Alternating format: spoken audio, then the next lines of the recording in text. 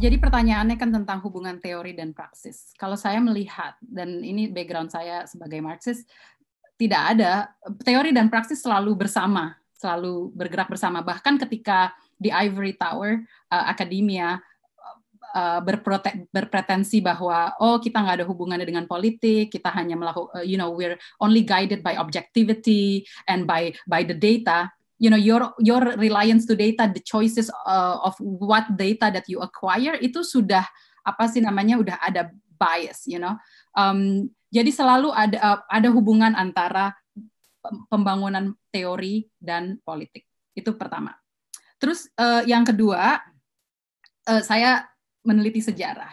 Jadi di sini saya mau sharing, mau berbagi pandangan saya tentang historiografi itu sendiri. Bahwa, dan ini saya meminjam Jean Chenot, dia French historian. Dia bilang bahwa sejarah itu adalah hubungan yang aktif dengan masa lalu.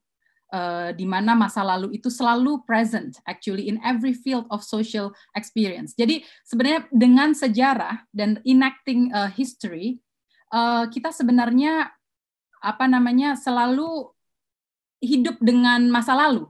The present, we live at the present. At the present we live the past through history, ya kan? Jadi ini bayangin aja dengan kita hidup selama 30 tahun seperti tadi Mas Kun bilang, dengan ide-ide anti komunis dan yang direproduksi terus-terusan tentang segala macam stereotip tentang komunisme dan pembenaran atas tragedi 65 bahwa that's necessary for the survival of our state, for example. Itu kita hidup selalu dengan itu. Kita besar juga kan, saya lahir di masa Orde Baru dan besar di masa Orde Baru, dan kita hidup dengan itu selalu sampai sekarang.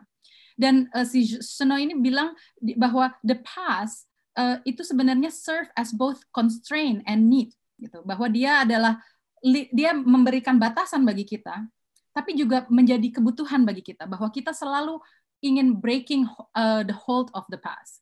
Artinya gini, bayangkan bahwa kita tahu bahwa pada kenyataannya 500.000 sampai 1 juta orang dibunuh dan dijagal within only a few months period.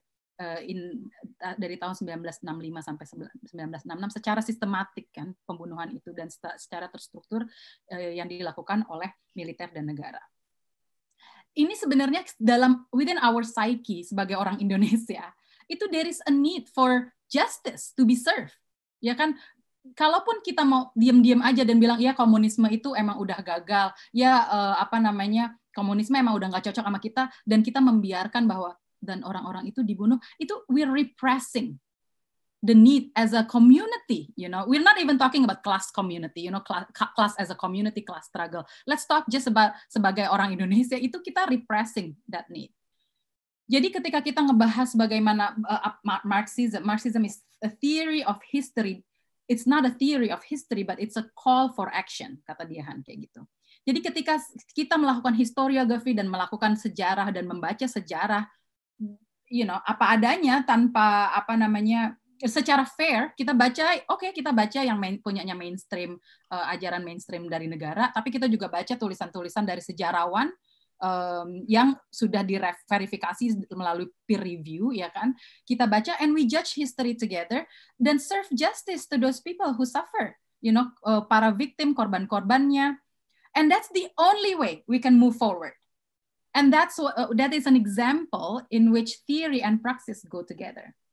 Oke, jadi kalau kita mau ngebahas gimana kita mau overcome the problem with capitalism di Indonesia, menurut saya salah satunya adalah